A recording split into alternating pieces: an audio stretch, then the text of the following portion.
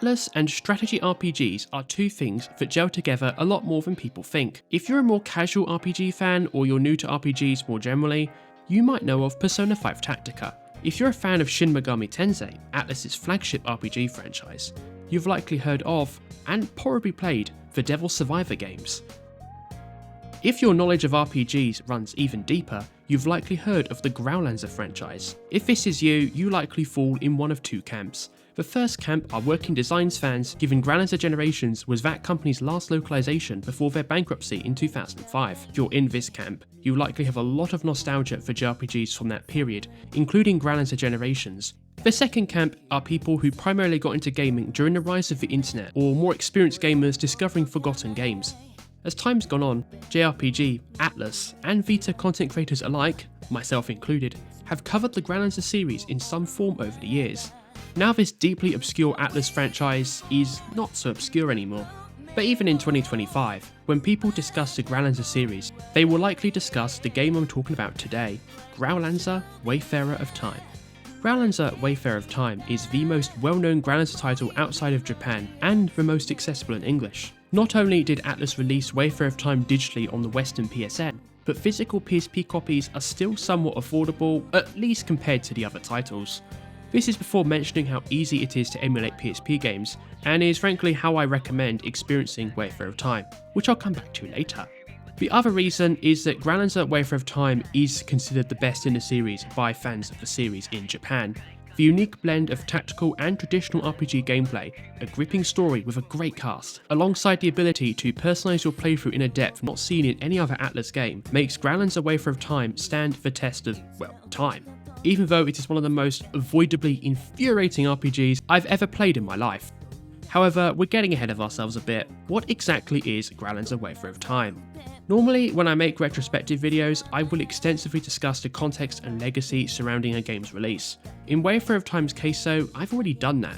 Not just for this game, but for the entire Growlanser series in this video. Thanks for the love on it, by the way. Hence, for this video, I will focus primarily on Growlanser's Wayfarer of Time as a standalone experience, only discussing relevant connections to other games where necessary.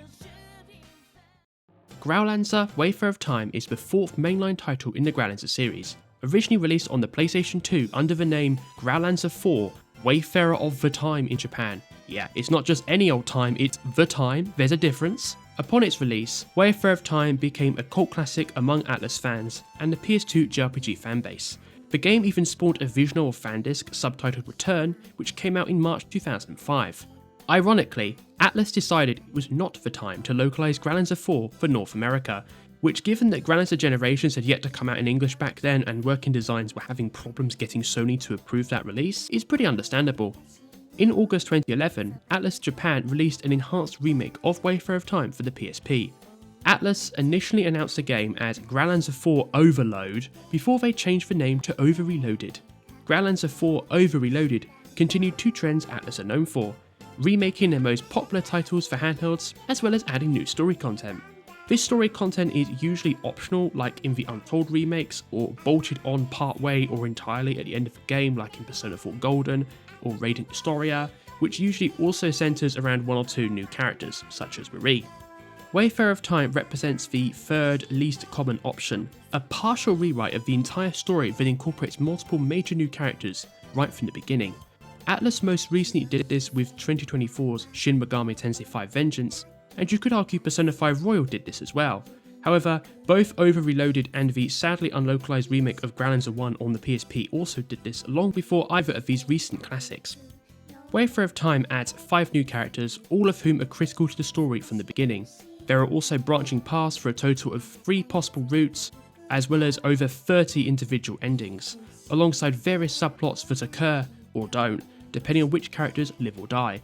There are other many changes too, but I'll come back to these later throughout the video.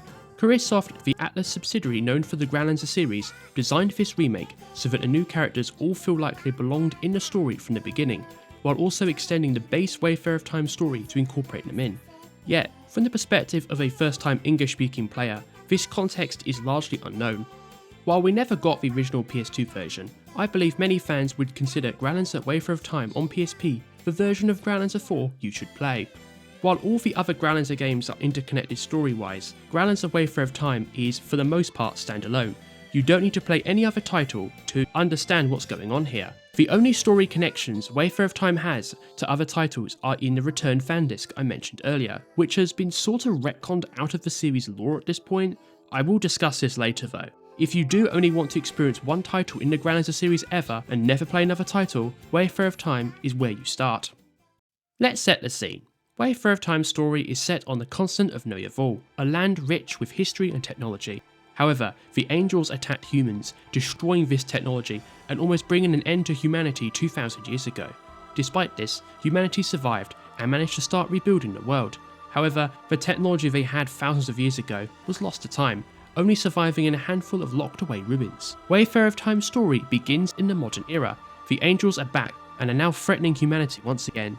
You play as Crevanille, name changeable, a young man who is key to stopping the angels. He must become Noyavul's Saviour of Light, aka the Growlanser, the series name. Wayfarer of Time's story is quite slow, to begin with. Crevanille is a member of the Altenschwart Mercenary Corps, a work-for-hire group throughout Noyavul. While defending Lamplast Island, the angels attack, forcing the Corps to flee. In the process, Crevanille sees the angel high in the sky. Following this, Altenschwart head Dixon disbands the Corps. Dixon takes Crevanille, Remus and fellow Corps member Regina and heads to neighbouring Dulkheim to explore a new ruin. You see, Crevanille is a ruin child, one of many children found and preserved from these mysterious ruins 2,000 years ago. He has a natural aptitude for magic, which allows him to see the angels. Unfortunately, Vesta, a mysterious grey-haired man, kills Dixon. Although Crevanille and Remus survive and manage to explore the ruin, Dulkheim's military apprehends them and forces them into military service. This means Wayfarer of Time's opening hours soon become set in a military school, which does slow down pacing quite a bit. This setting helps players slowly learn the Growlanser series' unique gameplay, while meeting other key characters like Valerie, Tricia and Loomis. The most plot-critical key character you meet throughout this time is Frayne, a girl Crevanille and co find in a ruin. Unfortunately, while waking her up, an angel attacks the ruin, causing her to lose her memories. Of course, Growlanser is a dramatic strategy RPG series.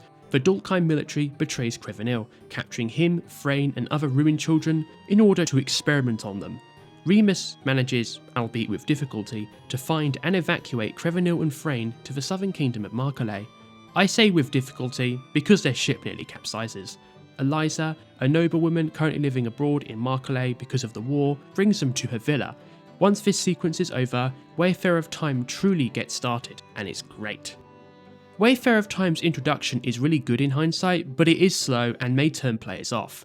However, like a lot of slow RPGs, I strongly encourage you to persist through these opening hours. Much like many other story-heavy RPGs like Persona and Trails, the opening hours help build Wayfarer of Time's world as part of a massive payoff 20 to 30 hours down the road. This payoff is brilliant because once you learn the horrifying truth, you won't look at this game and its characters the same way again, which I'll also come back to later. If I summed up Wayfarer of Time's story in 2 words, they would be choices matter. While Crevanille is a silent protagonist, the player has a lot of freedom defining his personality, even more so than Persona. Throughout Wayfarer of Time, players select choices that shape Crevanille's reputation among his friends and allies. Want Crevanille to be seen as a genuinely nice, trusted leader? Select the nice stuff. Want Crevanille to be seen as a massive bellend who's very self-centered? Select the rude stuff. It's up to you. However, many of these choices are also critical to unlocking various events. Some of these choices are also key to dictating the ending you unlock, alongside affection ratings for your allies, or even changing their fate. Wayfarer of Time emphasises that choices matter, a freedom found in other ATLUS games like Persona 4 and Metaphor ReFantazio, but not to the extent of Growlanser Wayfarer of Time. So we know Crevanille is a badass, or not depending on your choices, but who are the other actual badasses supporting him on and off on the battlefield?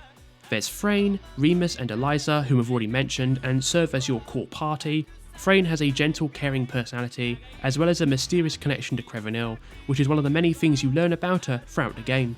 Remus acts like a younger brother to Crevanille, who helps mentor him after the Altenschwart Mercenary Corps finds him collapse one day, who they later take under their wing. As for Eliza, she is very lovely and caring, though thanks to her noble upbringing, can be quite naive and a bit snappy. Other allies include Leona, a mysterious cat girl who is isekai'd into Noyavul, eventually joining Crevanille's party after they save her from monsters. Swordmaster Hein is an old man Crevanille's party saves after Dulkheim forces invade his village and poison him. Much like Thrain, he loses his memories while Crevanille and Remus save his life. Other allies that can potentially join your party depending on the choices Crevanille makes throughout the story include Tricia, a senior officer in the Dulkheim army who acts as a mentor for Crevanille during the prologue, Valerie, who originally appeared as an ally in your team during your time in the Dulkheim army, who may also come back to your party later in the game. Valerie is just one of many characters Crevanille can directly change the fate of throughout No Yavul. Many characters, both party members like Valerie as well as NPCs, are destined to die or otherwise live unhappy lives unless Crevanille intervenes. But I do want to make something clear here, it's not possible to save everyone. Some characters will die regardless of the choice Crevanille makes, such as with Dixon early on. Other times you have to choose between saving one character against the other. This reflects the reality of war and conflict, something I deeply appreciate. However, this freedom does have a huge catch. Crevanille has so much autonomy, it's easy to miss content unless you follow a walkthrough. You can't even follow simple spoiler-free instructions from fans either, such as max out Marie's social link before December 17th to unlock the Winter Semester for Persona 4 Golden, or complete the game to unlock the new story content in Radiant Historia's case. This is the Achilles heel of Growlanser Wayfarer of Time's customization, which ironically makes the original name for this game, Overload, more accurate than Overloaded. One example is Elena, an NPC Crevanille meets while in captivity. Crevanille can save her, but this requires going along with the other male inmate's decision to pretend her boyfriend is still alive after he passes away. But if Crevanille tells her he wants to see her while pretending to be Rao, Elena ultimately survives. This is easy to miss, in part because it makes no logical sense. You can recruit Elena for your base once you return to Trocmere much later in the game. She gives you a report you can use to learn powerful spells that enemies will widely use by that point, including the ability to increase attack and defense stats for everyone. Considering how powerful these spells are, Careersoft should have made it more obvious how to change Elena's destiny. There are other examples too that aren't as obscure. Munzer, a senior officer in the Valkynia army, will die halfway through the game unless you help his adopted daughter, Latika, make him a present. So when do you start the process of making this gift for Munzer? You have to enter the nearby village Klarsdal. You must talk to Latika just before your second encounter with Munzer north of the village, where you help him save a Valkynian citizen. If you've played Wayfarer of Time, you'll know that you don't have to visit Klarsdal till later in the story. For many first time players, it's easy to miss visiting Klarsdal entirely until the main story takes you there. By then though, it's already too late to change Munzer's fate. Changing the fate of other characters such as Mortis, ironically also in Klarsdal, is easier to achieve, so fortunately this ambiguity is not universal. As you might be able to tell by now, being able to save characters destined to die is a key part of Wayfarer of Time's over-reloaded content. Some of this does require discussing plot spoilers, so I'll save that for later in the video when I'll go into it in a dedicated spoiler section, but what I will say here is navigating the branching routes is comparatively simple in comparison. If you wish to choose a specific branching path, you can do that with simple instructions. Moreover, for key allies like Tricia and Valerie, Growlanser Wayfarer of Time does make it clear when you need to take specific actions to change their destinies, recruit them into your party, as well as bond with them. And yes, that includes both relationships and straight romantic relationships. No gay relationships sadly, but that's to be expected. These bonding scenes, alongside most development of the characters overall outside of key story scenes, take place during furloughs. Not the 2020 lockdown kind no. Once Crevanille establishes his base, known as My City in all caps in the Japanese version, he and his band of allies can take days off to relax in his base or nearby Markale. If you remain in your town, the default name is Boomtown, so I will use that for this video to help people understand better. You can visit the art museum, eat at a restaurant, go to therapy to change your stats, or even fight in an arena to win prizes. As Eliza welcomes more of your allies to her villa does border your town after all, your furlough sessions get longer. As mentioned earlier, most character development for your party takes place during furloughs, unless their backstory is critical to the main story, or alternatively, if it relates to characters that won't join your party till later on if at all, such as Valerie and Leona. If you travel to Markale, you access more events of your party too, including some exclusive events required to continue their personal story. Therefore, you must alternate your furlough days between Markelia and Boomtown. Overall, they're a nice, light-hearted change of pace after your many ventures outside of Markale. However, you must follow a guide to ensure you don't miss anything.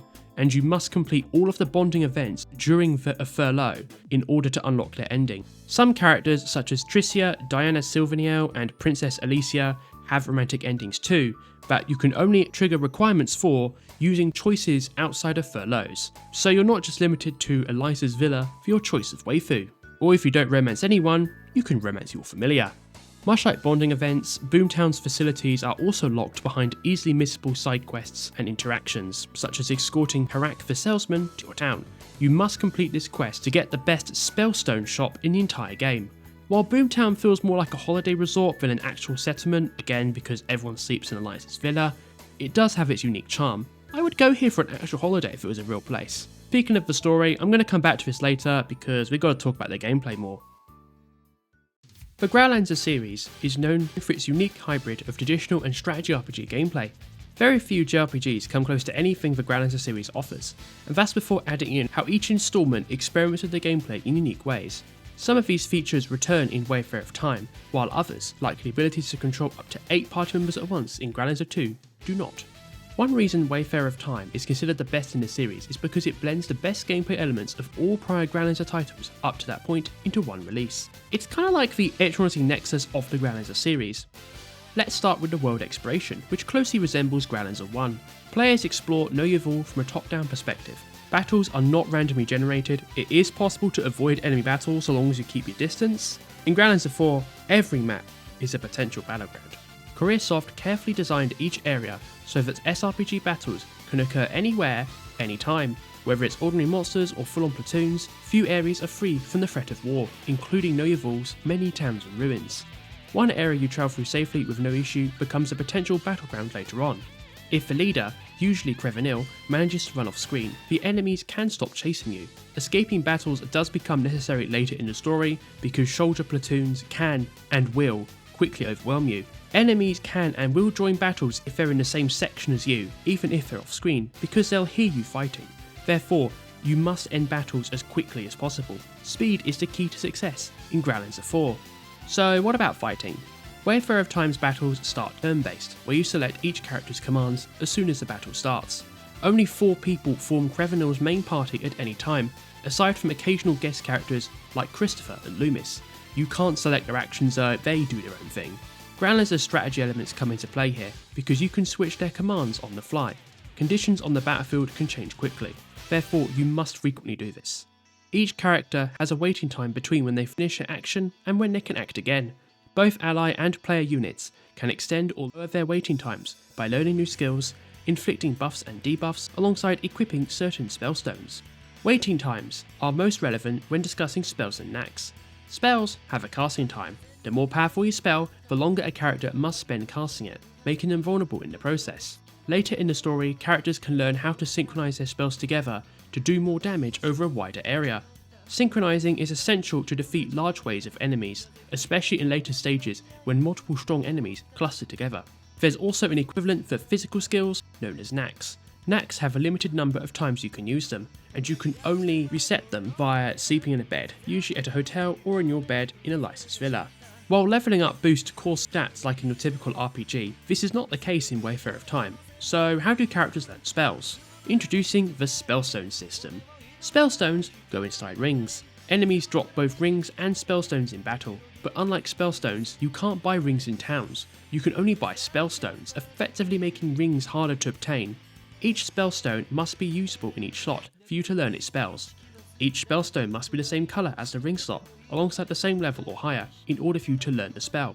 Items exist that contain slot colours and ring levels, which are ironically also easier to obtain than rings. Therefore, if you're in a pinch, you can utilise those. However, each spellstone has a perk that will never transfer, like your typical JRPG accessory slot. Progressing through Wayfarer of Time means navigating a tricky balance between learning as many relevant skills as possible, while equipping useful skills that will change the tide of battle. Changing the tide of battle also means choosing the right party members. Each ally in Wayfarer of Time's roster has its strengths and weaknesses that you can use to plan your strategies. The minimum number of party members you'll have to choose from is 6. However, Crevanille can recruit up to 6 characters depending on the choices he makes in his playthrough. Due to their high HP and defense, Hein, Leona and Magnus are best suited for close range melee action on the front lines. Frayne and Tricia are by far the best casters in the game. Their low HP and attack makes them best suited for the back line. Everyone else falls somewhere in between. This includes Crevanille, though given he must always be in your party, understandably so since he is the Growlanser, his versatility is essential. Eliza is great with both spells and physical attacks. She's a core member of your party for much of the game, making her ideal for a wide variety of situations. She's not a ranged attacker, making her perfect for frontline assaults when she doesn't need to cast spells. Everyone else, surprisingly enough, is a ranged attacker, making them highly flexible. You learn this first off by utilising Remus in battle because he's playable right from the start. Valerie uses a ranged longsword, making him best for physical attacks from a distance. Regina is kinda like Valerie, except her boomerang makes her attack range even wider. She does have lower HP though, so you can't make her a tank in the same way you can with Valerie. Then we get to Milene, the best optional party member in the game. She's great for both magic and spells. Her attack range is on par with Regina, and her magic abilities are closer to Frayne and Tricia. Moreover, when Milene joins your party, she also has a rare spellstone allowing her to attack twice, making her even more powerful than she already is. Even if you decide to remove Milene from your party, you will want to take her spellstone. My final lineup consisted of Crevanille, Milene and Frayne, usually switching out for Eliza, Remus, Tricia or Leona as necessary. Though worth adding, none of Wayfarer of Time's characters are bad. Rather, the characters overall are so well balanced and versatile, it's possible to build a team based on your personal preferences, including your waifu and husbando of choice. And yes, that includes Hein. However, we do need to discuss a pretty notable elephant in Growlanser Wayfarer of Time's room, the difficulty. First off, Growlanser Wayfarer of Time is a very challenging game, period. This by itself is not a bad thing. It forces you to learn the game systems and utilise your skills in various situations, even when you revisit the same maps. This is why Ida Bridge, on the border of Valkania and Dulkheim, is one of my favourite areas in the entire game. At multiple points in the game, Crevanille and co must cross the border into Dulkheim via this bridge, and vice versa. One mission requires you to break through a strong defensive position in record time, while another requires you to break through an ongoing conflict between the kingdoms, as well as selecting the correct choices when a familiar friend joins the battle. Unfortunately, such genius design is not universal. Some of Wayfarer of Time's battles have an element of luck involved, or gimmicks. Even if you learn how to break the game, which includes teaching multiple characters certain skills like Berserk, Cycle Up and Dash, you'll still die a lot. I spent several hours just grinding, learning the required skills to break the game. The problem is that Wayfarer of Time is sometimes too hard for its own good. It isn't so much a curve, rather a difficulty squiggle. Some stages are quite easy, others are quite challenging but fair, whereas others are just way too hard. The element of luck applies even if you learn the exact skills and strategy required. There are also multiple points in the game where you have multiple battles in a row and you can't save between them, including the Ukiel boss, the final trio of battles that end the war with Dulkheim, and also the final boss on the extended route. If you die and make a mistake, you must fight all these battles again from the very beginning. This means going through all the dialogue again, making these often impactful scenes less impactful, and getting really annoyed as you have to go through all the strategies again. It's just, oh god. I can forgive this to an extent because this kind of gameplay is typical for the era Wayfarer of Time originates from. Moreover, you can mitigate the impact of using save states when emulating. This is something that I didn't properly set up on the emulator till near the end, which is on me. But as frustrating as this was, I could work with it. What did really frustrate me though, there were times when Careersoft went out of their way to disable save points between multiple plot critical missions and key story cutscenes. And when I say disable, I mean the player can interact with these save points, but they can't actually use them. Fucking why? This is what pisses me off with Wayfarer of Time more than anything else. Careersoft goes out of their way to waste a player's time by disabling save points, including areas you could previously save at early in the game. So then if you die in the following battles, which you very likely will, you must start over again. Repeating cutscenes like this over time, knowing that Careersoft intentionally chose this, really rubbed me the wrong way. The only reason I can think of to justify this is that Careersoft didn't want players to soft lock themselves between event sequences, but it's worth adding, if you are playing difficult long RPGs like Growlanser IV, especially older titles on an emulator or generally, using multiple save files is pretty much essential, and putting aside the caveat that this is an old game originally released in 2003, There is no good reason to make it harder for players to play your game, it's as simple as that really. If I didn't love this game as much as I did, I would have dropped the game long before the end. If Wayfarer of Time had the option to lower the difficulty for those tough stages, I would have done so. Most of my frustrations with Wayfarer of Time are things Atlus can and likely will fix, should they decide to re-release Wayfarer of Time in the future, alongside many other JRPG remasters of the current era. I love this game, but it's genuinely one of the most infuriating RPGs I've ever played, to the point where I was physically stressed out about beating certain bosses. The final fight against Vesta on the extended route is the third and final series of fights where the game doesn't let you save just before his fight. You just have to go straight into the final phase, which is the hardest. And also, worth adding that the game doesn't let you go back to the floor below and go to a save point just on the other side of the door. It's just, oh god. It's so frustrating. However, I'm confident if Atlus ever does re-release Growlanser Wayfarer of Time, they would fix this, alongside adding quality of life and accessibility features we see in their other remasters and ports. Wayfarer of Time hasn't aged as well as other classic Atlus titles for this reason. The amount of the player's time this game wastes undermines the impact of the story. I do believe increasing the difficulty for plot purposes is a fantastic plot device when handled well. Some good examples of this include Amino Sagiri from Persona 4, which happens just after a certain killer is unmasked, and all the rivalries from Cold Steel 4 also spring to mind. However, if you make such a key plot critical fight obnoxiously difficult, or a chore in some other way, you will limit this scene's impact on the player, who will also be pissed off having to spend hours trying to clear a huge difficulty spike, even if they end up feeling deeply satisfied when they do finally take down an unnecessarily hard boss. This isn't just a Growlanser thing. Giacomo's boss fights halfway through Baton Kaitos also springs to mind here. If you've played that game, you'll know exactly what I'm referring to. Ironically, Growlanser Wayfarer of Time does handle other plot critical missions well. The mission just before you fight Ukiel is also challenging. However, that mission is also much more reasonable in both its difficulty and strategy. And it had an animated cutscene as well, unlike Ukiel's fight, which speaks for itself about how important the story is here. Again, if you've played Wayfarer of Time, you know exactly what I'm referring to. Anyway, now I've ranted about game design for a bit, and so I can segment the spoiler section later on, let's talk about Wayfarer of Time's presentation, starting with the most distinctive feature, Satoshi Arushihara's character illustrations.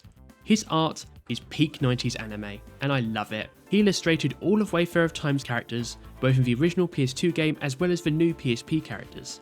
Wayfarer of Time has dozens of visual novel style CGs, alongside multiple event cutscenes featuring his character designs. His art style is what makes the Growlanser series, and by extension Langrisser, so iconic. Outside of this, Wayfarer of Time's presentation is a bit more average. The character sprites are nice, and the world map looks good, even though it's not going to win any awards. Even in 2004, Wayfarer of Time's presentation did not push the PS2 to its limits, even less so for the aging PSP. Wayfarer of Time's soundtrack is good. Composer Tomoyuki Hamada worked on this game's music, his final work in the world of video games by the way. Some highlights include To the World of Sorrow, which plays when you're fighting a friend on the battlefield. The overall theme is equally fantastic, alongside other major themes like the theme that plays at your base. Much of Wayfarer of Time's soundtrack are short, simple melodies, which work well for where they're used. I would have liked more soundtracks for battles, as the track selection is comparatively limited and repetitive. Atlus normally add new music for all of their re-releases. Aside from some great new opening and ending themes, why didn't they give Overreloaded the same treatment? I have no idea. Another thing to note regarding the music, Atlus, most likely due to technical limitations, rearranged Wayfarer of Time's soundtrack on both the PS2 and PSP versions. The in-game soundtrack for Wayfarer of Time is different to the original soundtrack release, Atlus released separately. This separate release is where Wayfarer of Time's music really shines. I recommend listening to this game's soundtrack outside of the game. To help support this point, let's compare the opening portion of one of the most popular soundtracks to The End of Silence. Starting with the original soundtrack release.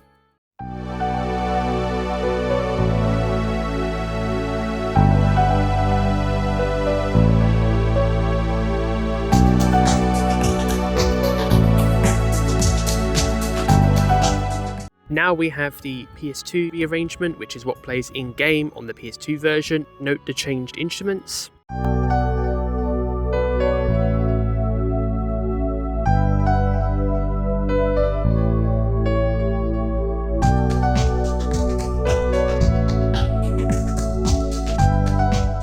And finally, we have the PSP in-game sound font, which is what you would hear if you played this game.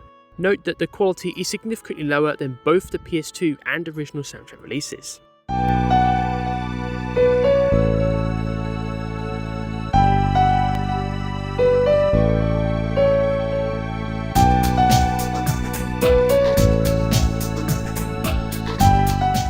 You can switch between stereo and mono versions in the menu though, which is really cool. Moving on to the localization, there is one thing I need to say up front first before addressing this fully. Growlanser Wayfarer of Time was on my backlog for many years before I finally returned to it for this video. I really struggled to remain engaged playing Wayfarer of Time back in the day, and I had to drop the game multiple times. Part of this is a me thing. I found Wayfarer of Time really difficult to play on a tiny PSP screen or even a larger Vita screen. Growlanser 4's gameplay loop is best suited for larger screens where you can play for hours at a time, and PSP games also run faster when you play them digitally, not from physical UMDs. I do not recommend playing physical PSP UMDs nowadays because they make slow, challenging games even more slow and challenging. The other reason, however, is not a me thing. The official English release of Growlanser Wayfarer of Time via ATLUS USA is not the optimal way to experience a game, neither digitally nor physically. Some of ATLUS USA's localization decisions undermined Wayfarer of Time's immersion, not just for me, but also for other players. The Metacritic score for Wayfarer of Time is much lower than Growlanser Generations, despite Wayfarer of Time arguably being a better game. This is not to critique the actual in-game text, which is easily on par with ATLUS USA's high standards. If you've played an ATLUS localization, you'll feel right at home here. I'm really impressed with the high attention to detail in the more technically demanding sections of the game's story, especially when discussing the overall world and current dynamics of the war. It truly feels like you're participating in a complex military drama, whether it's the detailed running commentary of the war, dialogue from the game's many antagonists, calmer moments during the furlough, or witnessing devastating depths on the battlefield. Growlanser Wayfarer of Time's localization, considering the vast quantity of text, is a huge achievement, both on its own terms and the context ATLUS localized this game in. I want to make something clear here. Growlanser Wayfarer of Time once held the title of ATLUS's most text-heavy localization, kinda like their Trails in the Sky second chapter equivalent. Wayfarer of Time's localization process helped establish their localization pipeline for future text-heavy games. Some of these need no introduction, such as Persona 4 Golden and Persona 5 Royal, whereas others, like 13 Sentinels or the Utal Romano Master Duology from ATLUS, very much do. The sheer quantity of text, alongside Wayfarer of Time being a very late PSP release, meant ATLUS could not justify localizing Wayfarer of Time without cutting corners from a business perspective. The biggest casualty is the audio. Although Wayfarer of Time does have an English dub, ATLUS only dubbed the animated scenes. The voice actors did a great job for these scenes, so I won't fault them at all. But if you are playing the official version of Wayfarer of Time, you're playing a voiceless release, not an English dubbed RPG like you probably would expect. This does appeal to some people, especially old school RPG fans used to text only RPGs, but for people like me who need audio to help remain immersed in a game's story, it is a huge missed opportunity. ATLUS should have localized Wayfarer of Time with the Japanese audio and not bothered with the English dub at all, so why didn't they? ATLUS USA back then were notorious for only offering English dubs in most of their localizations. Chances are if ATLUS USA localized a game with English audio only, an unofficial undubbed patch exists for it. This likely also spilt over into licensing contracts, where the Japanese voice actors often did not allow their voice acting to be legally used outside of Japan. Plus, American retailers historically wouldn't consider carrying titles that do not have an English dub. Therefore, publishers, not just ATLUS, had to dub the games so they could sell them to begin with. And bear in mind, these niche localization companies only really cared about North America until 5 years ago, so don't be surprised to see them prioritizing what American retailers want. Many of these factors were outside of ATLUS USA's control, but this doesn't change the fact that the lack of a full voice track within Wayfarer of Time's localization did hurt the game. It prevents the story from reaching its full emotional potential, meaning non-Japanese fans just won't experience the story the same way that Japanese fans did. Sure, the Japanese audio itself may be pretty standard, but its mere existence elevates the impact of key scenes, all while bringing Noyavel to life more generally. All communication is powerful, even when there's a language barrier. The screams from those dying in war, crying at the deaths of their comrades, the seething anger and rage towards the angels of how they're treating humanity, all these things do not require an English audio track to understand. Here's a good example of an early scene that, without the Japanese audio, lacks the impact. 夫はあの通り戦いでしか生きられない人でしたから仕方ありません。しかしレジーナは娘だけでも生きていてほしかった。 This alone is why you should play an undubbed version of Growlanser Wayfarer of Time on an emulator. The addition of the Japanese voice acting makes for a much better experience by itself, even if you normally prefer English dubs. Not to mention the other perks like playing on a big screen with a controller, improved text size, and faster load times are just the icing on the cake. Moreover, past undubbed patches did not subtitle the animated undubbed cutscenes, so I can understand why people were reluctant to use it. However, there now exists a fully undubbed version with subtitled cutscenes that I use to play the game. Another thing worth adding is a little comparison between the PSP version and the PS2 original. The PlayStation 2's visuals are slightly better, and you only really notice this when you compare both versions of the game side by side. The 3D blocky visuals do look noticeably worse on the PSP platform when you do this. Part of this is emulation, making the PS2 version look better more generally. However, once you factor this in alongside the downgrade that is the PSP soundtrack, some fans do consider the PlayStation 2 original better. In some ways, based on the footage I've seen, I'm inclined to agree. Even some of the anime scenes look better with visual novel storytelling. There's a unique charm behind that CG of frames seeping in a pod that no anime cutscene can replicate. While Wayfarer of Time's presentation related downgrades aren't game breaking by any means, it's certainly no Persona 3 portable, it is worth noting. One of Wayfarer of Time's greatest strengths is its story, and you deserve to experience it in the best way possible. This is a good time to move on to my overall story thoughts, because they do tie into the characters, the endings, and of course, the core themes. Simply put, I loved Wayfarer of Time's story. It lives up to the dramatic strategy RPG label Careersoft prided itself on. I love stories that challenge players to untangle a web of complex political relationships and truce between different factions fighting for what they believe is best. The most obvious faction are of course the Angels that you first set out to defeat when the game begins. The second faction is led by Vesta, the mysterious man who kills Dixon at the start of the game. His motives and influence become more apparent as the story progresses. The third faction are the four nations at war. I'm grouping them all together because compared to the Angels and Vesta, their war is comparatively petty. It's merely a smokescreen, albeit very flammable, to the true evil fanning the flames behind the scenes. Moreover, each of the four kingdoms, including their representatives, have their own sub-relationships with each other. Some will ally with Crevanille and co, while others will oppose them. Some will switch between ally and enemy, most notably Dulkheim. Wayfarer of Time is great at making you feel like you're both a cog in the machine of war you can't do much about, yet you know that because your mission is key to saving everyone, you must navigate this tricky tightrope. You feel both small and powerful at the same time. It's a clever approach to storytelling I deeply appreciate. Fumi Yato and Yo Hiduki worked on Wayfarer of Time's story, so I'm not surprised the scenario here is so well crafted. If you've played other ATLUS games like the Devil's Survivor duology, the story here will be as equally memorable. There are two other broad themes relating to Growlanser Wayfarer of Time I want to touch on here before moving on. But to properly explain this, I need to explain a bit more about the new characters ATLUS added to Over Reloaded. A common criticism fans have towards ATLUS remakes is that some fans believe the new story content ATLUS adds to their games aren't always necessary, and sometimes actively means the remake is inferior to the original version. I've seen people argue this regarding Marie from Persona 4, as well as Raiden Historia's post-game story. Coincidentally, while writing this script, two famous ATLUS content creators released two contrasting videos on the PS2 version of Persona 4 on the very same day. ATLUS love remaking their games. They know JRPG fans, especially veterans, will buy re-releases of the same game. Or if they won't buy or play re-releases, watch discussion videos of people who have played them online. With Wayfarer of Time, we just don't have this discussion. ATLUS never localised the PS2 version. We don't have a reference to the original game available in English. The original game, might I add, only has one ending, fewer characters, different music, slightly better presentation, and more.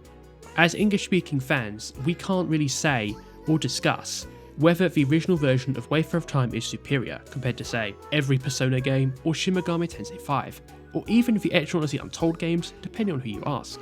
Only those who've played the game in Japanese can truly make a definitive comparison. Growlanser Wayfarer of Time is the only way to play Growlanser 4 in English, officially or otherwise. Therefore, if you want to play Growlanser Wayfarer of Time, you either play this PSP release, or stumble your way through the PlayStation 2 version, or you don't play it at all and just experience it through YouTube videos like this one. Even without the ability to compare versions, after playing through Growlanser 4 to the end, Growlanser Wayfarer of Time's story objectively feels incomplete without the over-reloaded content. If you read walkthroughs online for Wayfarer of Time's PSP version, most will walk you through the game's extended route. The extended route is what its namesake says, fully elaborates over-reloaded new characters and story content in the most effective manner, providing an alternative take on this story. The alternative take is more of a true route you find in a visual novel. This is quite ironic given its ending retcons one of the short stories from the actual visual novel Fandisc, but we're getting ahead of ourselves. Although this is a key branching path, these walkthroughs do not clearly state it, so I will state it here as spoiler-free as possible. To unlock the extended route, you must save Milla when she's attacked by the Deathwing Brigade outside of Markale. A prelude to this mission is visible to you via a foresight, so you will have ample warning when this is about to happen. If Milla dies, you can complete the mission, but it will only show as mission passed. If Milla survives, you must accept a request for her to go with you. Milla must go with you because her presence triggers events that changes Wayfarer of Time's story onto the extended route. She is to Growlanser IV what Marie is to Persona 4. If she dies, or you refuse to let her come with you, you will lock yourself out of the extended route. Instead, you will follow the quote-unquote modified original route. This route follows the PlayStation 2 version of Wayfarer of Time's story as closely as possible, sans some new scenes to incorporate the added characters. To elaborate further on why over-reloaded story feels the most complete, I'm going to have to spoil the story for the game, so please use the timestamps below to skip. Although if you don't intend to play this game and just want to hear me ramble about it and great storytelling, I encourage you to listen anyway. The over-reloaded content fleshes out Wayfarer of Time's world in a way the original game does not. This is thanks to the 3 branching paths. The system is kinda like the SMT alignment system, albeit much simpler.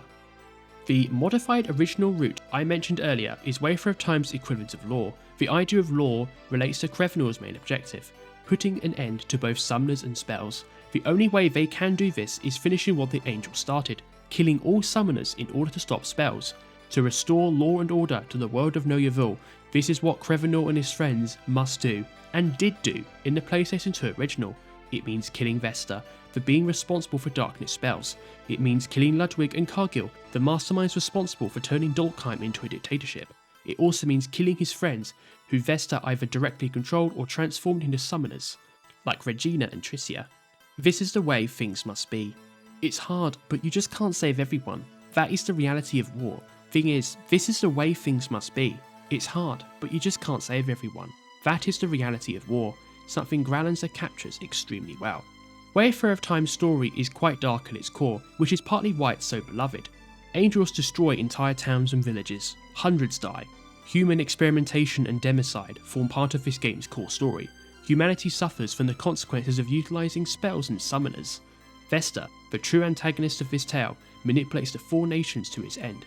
Crevanille and co must defeat him to bring peace to the world and make the sacrifices of all those who died with it. This is another legacy of Growlanser III's story, which was comparatively the darkest in the series prior to Growlanser IV, and is one of the reasons that game is also well loved by fans too. The extended route takes this core premise and turns it on its head, in a way that brings a sense of optimism found in other JRPGs. What if it's possible to stop spells without having to kill summoners? Thanks to saving Milla and taking her in, Crevanille discovers he can cancel summoner contracts. This is how he saves Milla, and how he can also save Regina, Tricia, Loomis and Cynthia too. The extended route, hereon referred to as the summoner rescue route as it is on the Japanese Wikipedia page, walks another tricky tightrope, akin to a neutral path in a Shin Megami Tensei game. You don't want to destroy everything, you just want the best outcome possible. If that means walking this tricky balance, so be it. Wayfarer of Time's extended route does bring the story a little more in line with your typical light-hearted JRPG trope, in that everyone survives and comes back. However, and this is where Wayfarer of Time's storytelling remains strong, just because you can save someone doesn't mean you will. Wayfarer of Time is good at giving players a sense of responsibility and understanding the weight of their words. Again, choices matter. Regina's rescue sequence is a great example. In the original PS2 version, Regina dies, but Vesta controls her body using Parasite, enabling him to use her to push his evil agenda. There's no way to save Regina in the original game. Crevanille eventually has to kill her. This plot thread exists in the original PS2 version, on the modified original route in Over-Reloaded, and is still a possible outcome in the Summoner Rescue route if Crevanille makes the wrong choice. In the Summoner Rescue route, Crevanille has the chance to save her following a key battle. If he passes up this chance, or says the wrong thing when communicating with her subconscious, the parasite will regain control. Again, choices matter. The Summoner Rescue route tugs on the player's feelings of hope in a way that encourages them to responsibly pursue a more positive outcome while not undermining the sadness and despair set up early in the game. Other JRPGs, such as a certain Divisive Trails game, can learn a lot from this. Finally, there is the third and most divisive route, the Dulkheim route. Late in the game, Masterclass proposes terms of surrender for all neighbouring kingdoms. Dulkheim says they'll consider it if Crevanille and the other refugees return. Wayfarer of Time clearly tries to steer you away from this route, and that's one reason why I did not personally play this route. Instead, I watched all the cutscenes online. The other reason I did not play this route is because I knew this would emotionally break me. Crevanille returning to Dulkheim is like setting a blowtorch to everything you worked so hard to build up over the past 40 hours. Only half of Crevanille's allies follow him, the other half become enemies Crevanille later kills in battle.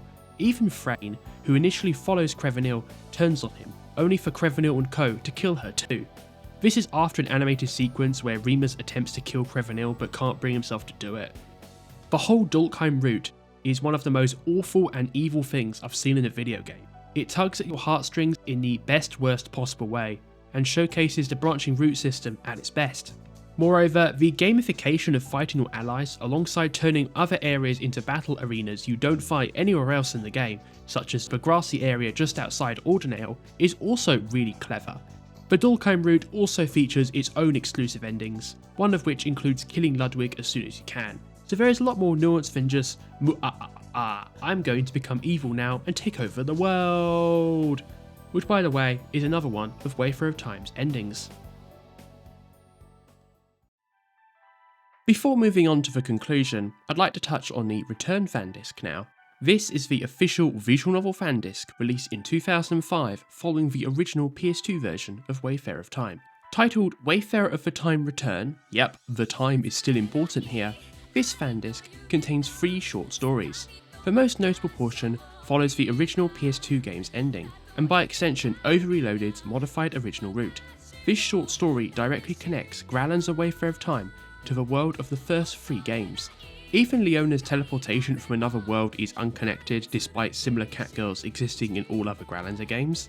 Growlanser IV Return is split into 3 portions: Spirit, Space-Time and Return. In Spirit, Crevanille's spirit drifts through the world of darkness and eventually ends up in the world of Growlanser III, the continent of Kirschland. Ironically, Crevanille's presence in Kirschland puts that world in danger. Players adopt Crevanille's role as his spirit traverses Kirschland. He must convince returning characters Monica and Hugh to help him return to Know Yevul. The next portion, Space-Time, is a short story that focuses on Gloria, a new character introduced for Growlanser IV Return. While Crevanille meets Gloria at the start of Return, and Gloria being part of the reason why Crevanille is in Kirschland to begin with, Gloria's presence and story isn't fully explained until now. Moreover, this short story contains the bulk of the lore that connects Growlanser IV to the other 3 games. It's kind of like the Future Redeemed of the Growlanser series, except 5 and 6 in this case, because they came afterwards, are irrelevant. You do need to play all prior Growlanser games to understand fully what's going on here though, so I'm not surprised that we never got this localised officially. The final portion of this story, Return, is the true after story for Wayfarer of Time, taking place after the PS2 original game's ending.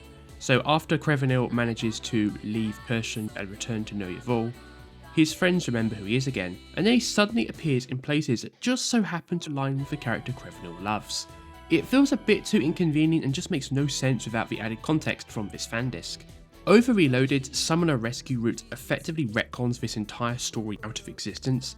Because Brintir saves Crevanille just after defeating Vestir, Crevanille does not drift into the world of darkness, therefore Gloria never finds him.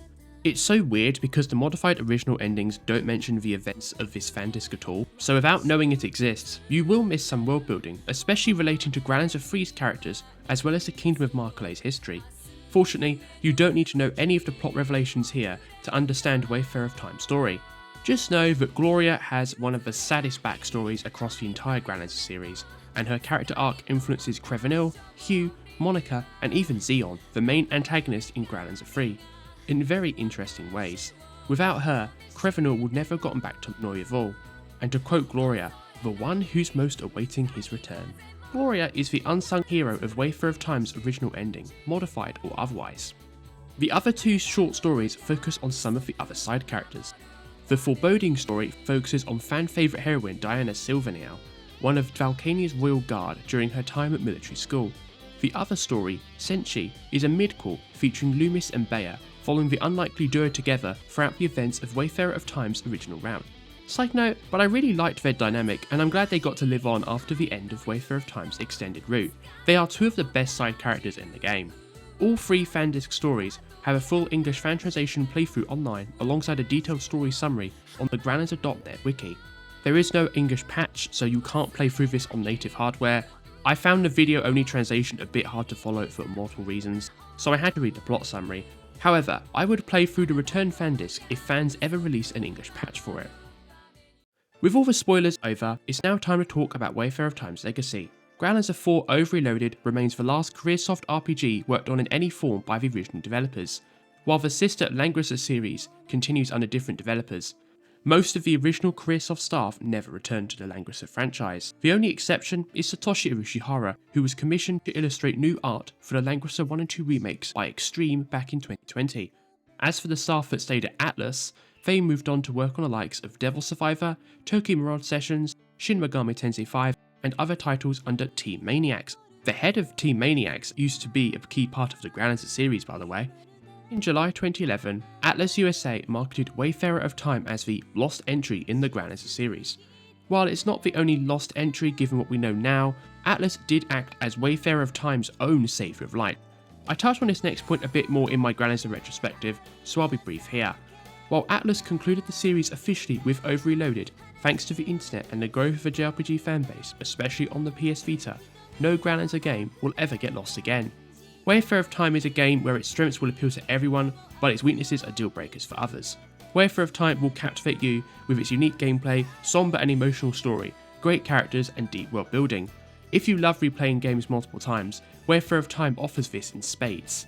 Its strengths alone appeal to all RPG fans. However, Wayfarer of Time's drawbacks, especially the infuriating difficulty, lack of English dub, iffy presentation, and the retcon story content from the Returned Fandisc not being fully explained, means ATLUS must remaster Wayfarer of Time to help it truly shine.